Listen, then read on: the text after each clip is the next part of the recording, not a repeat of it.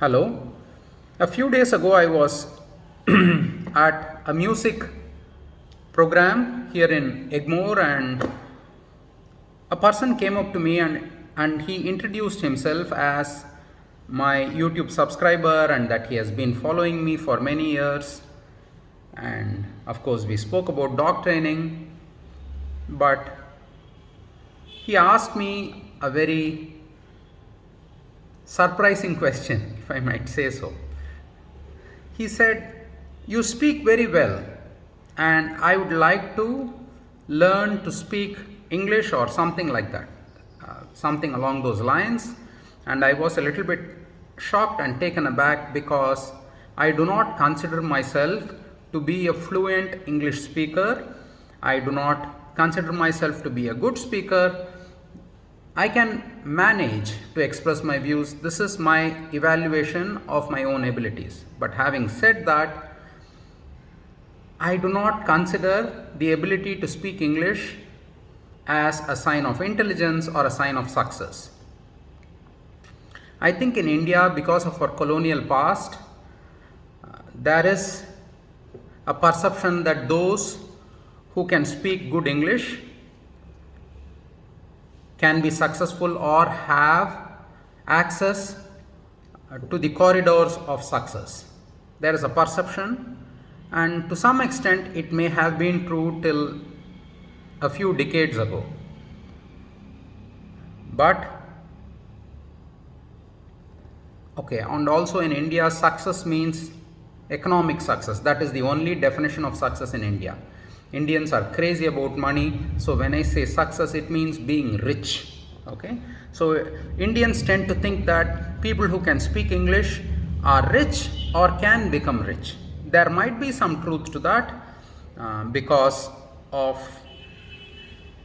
our export based industrial sector, which tend to pay more, but that is not an absolute truth. It is not an absolute truth that you have to be successful, you have to speak English. If you want to be successful, you have to be able to speak good English. As I told you before, English is just a language. There are idiots in England just as there are idiots in Tamil Nadu, right? It's just a language. Having said all those things, I'm going to tell you some things, some best practices that I use to be able to express myself in a coherent and concise and effective manner. I try to do that. Even though I don't try to speak good English, I try to communicate in a coherent, concise and an effective manner. So the most important thing for me is to be able to speak my mother tongue without any adulteration. Many Indians do not have this ability. In Tamil we say, "Koorai eri koli pudikka theriyadavan gopuram eri vaikundam poga nenachana," which means that if you cannot do even the simplest of tasks, then how can I expect you to do a more complex task? This is true for even dog training, right? So if you can't even speak your mother tongue properly, how can I expect you to speak English properly? Right? And again, I would like to reiterate that speaking English is not a skill in and of itself. I'll come to that later. But whenever I speak any language, I endeavor to speak it unadulteratedly. I don't know if that is even a word, but I have to look it up. See, this is what I do. When I'm not sure about something, I tell myself that I'm not sure about it and I want to go and verify whether I've made a mistake. Most Indians who are in the middle class and upper middle class cannot speak their mother tongue fluently, right? This is sad. It is almost considered shameful to be able to speak your mother tongue fluently. For example, if I begin a sentence in Tamil and complete that sentence without using any English words, even with my own friends, even with my near and dear ones, they think something is wrong with me. So this is a big problem for us in our ability to learn and acquire new words, because what happens is, let's say that I start speaking in Tamil and I say that I say a sentence where I'm using English words left, right, and center. Then my brain becomes lazy, right? So my brain says, when you can't find a word for it in Tamil, or if it is too difficult, just take an English word and substitute it there. And sometimes when we speak amongst our friends, especially the educated class, what we do is we'll speak a sentence in Tamil and then a sentence in English and then a sentence in Tamil, and it sounds like, we are intellectual and really well educated and all that, but actually it is shit. If you really think about it, it is shit. It is utter shit. What happens is your brain becomes lazy in searching for, holding on to, and acquiring ability to express difficult ideas in any given language. For example, let's say that I'm talking about philosophy in Tamil, and then all of a sudden I go to English. Now my brain says that if it is too difficult for you, then you are allowed to go and pick English words. So I'm training my mind to follow this algorithm, and this algorithm will be effective whether I speak Japanese, German, English, or Tamil. So, and I thought this was a Tamil phenomena or a South Indian phenomena. Recently I was in Delhi airport, and most of the North Indians I observed, I was there for 8 hours, right? So I could observe a lot of North Indians. They just use English left, right, and center and sandwich it between Hindi. So if you want to speak any language properly, first of all, you should develop the ability to speak your mother tongue unadulteratedly. So at least for one sentence, if you begin a sentence in, say, Hindi, try to complete it in Hindi. And if you cannot find a word that you are looking for, just stop and say that, hey, I don't have, say it aloud, because there is no social consequence for using English words when I'm speaking Tamil. Actually, people think, hey, this guy is really educated, right? He is sophisticated because he is using English when he is speaking in Tamil.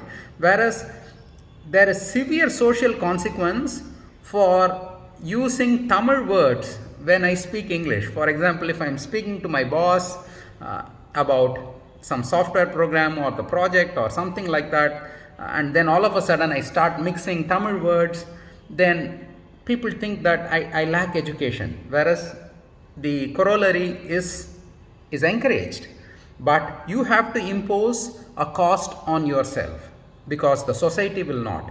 When you speak in your mother tongue and when you are not able to find the word, first thing you should do is to stop and say, excuse me, I am not educated enough to speak this sentence in Tamil. So what I do is I take my cell phone, I go to Google, and then I say English to Tamil.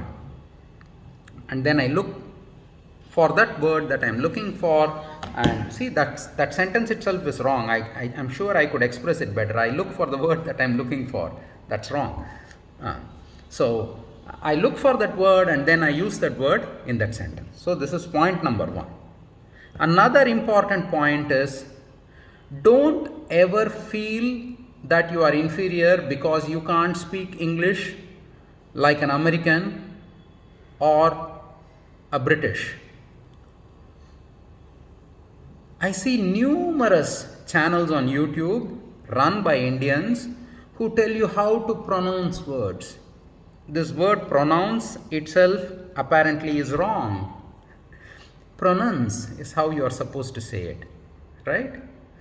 And I find it deeply racist, because you don't find Scottish channels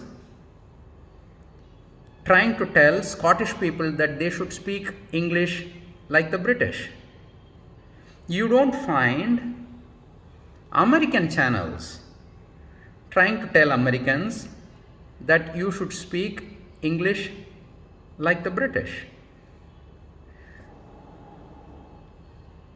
Diversity is a beautiful thing, right?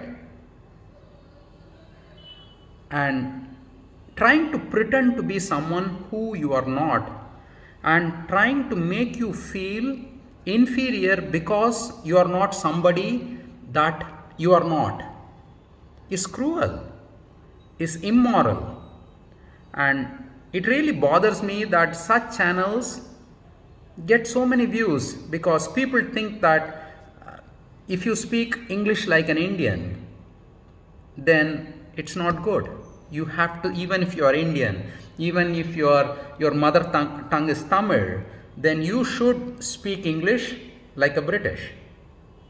This is sickness, this is illness of the mind. So be proud of your accent. I am really proud of my accent. See, I am really proud of my accent. I will pronounce every alphabet in every word because I can. Because I have a base in Tamil, I have a base in Sanskrit, and my tongue is dexterous enough to make any sound. Maybe the English people, their tongue does not move as dexterously as my tongue, so maybe it's their problem. But you have a foreign language, as far as I'm concerned, it's English, and if you are going to fucking write an alphabet in it, I'm going to pronounce it, okay? So you can't say, epitome. It's not epitome, it's epitome. Then, you put two more e's at the end, okay? And, they'll say February. Then don't write the R in it. If there is an R in it, I'm going to say it. And if you don't like it, you don't have to listen to me. Here I come to the third point, which is the most important point. If you really want people to listen to you, it's not enough if you have a good command over the language. What is most important is that you have ideas that are valuable enough to be heard. If you consider Abdul Kalam or the Dalai Lama or Archbishop Desmond Tutu or anyone of value, people don't listen to them for their oratory skills. They listen to them because they have wonderful ideas that you may agree with or disagree with vehemently. But if you are honest and if you express honest ideas, the world will listen to you. So for that, you have to develop ideas in yourself. For that, you have to start thinking about deeper things other than just popular culture or sports or food or cinema or clothes or fashion or something like that. So if your mind is constantly on these topics, your vocabulary will also develop to support those thoughts, and those thoughts are not deep, and therefore your vocabulary will not be deep, and your expression, your ability to express deep ideas convincingly will not grow. So it is very important to have good thoughts, to engage yourself with intelligent people. Even though you may not agree with them, you should listen to people, especially those whom you do not agree with, but they should be honest. We don't want to look at demagogues. For example, I'll give you another example, right? There are many people here in India who can speak wonderful English, many politicians, right? Usually the elite class, that's elite, right? I say elite. I'm making a mistake there, but I don't care. Till I die, I will say elite because I'm Indian, right? So the elite, they tend to croon over such people, right? Oh, his English is wonderful. Oh my God, he speaks like royalty. And we tend to make them into politicians. This is a sickness in India, right? If someone is a good actor, we want them to be a good politician. We want them to be a leader. When someone is a good sportsman, we say, hey, you should run for election, because we don't have any substance inside ourselves. So we tend to fetishize people who have some ability which may not be required for the job, right? So the point I'm trying to make is when Abdul Kalam speaks or when he spoke, the whole world took notice, and Abdul Kalam spoke with a beautiful Tamil Indian accent, right? So be proud of your accent. Try to speak in your mother tongue. This is vital. And try to increase your depth of thought, because at the end of the day, language is nothing but a tool with which you project your thoughts. And if you don't have deep thoughts, you don't need to project any complicated ideas. And when you don't have the need to project complicated ideas, then your brain will not acquire the tools needed to do that. But having said all those things, language is not a sign of intelligence. Okay? Try to be peaceful, try to be intelligent, try to be self-confident. Don't let anyone tell you that you are inferior because of what you cannot change. Right? I hope this was of some use. See you in another video soon.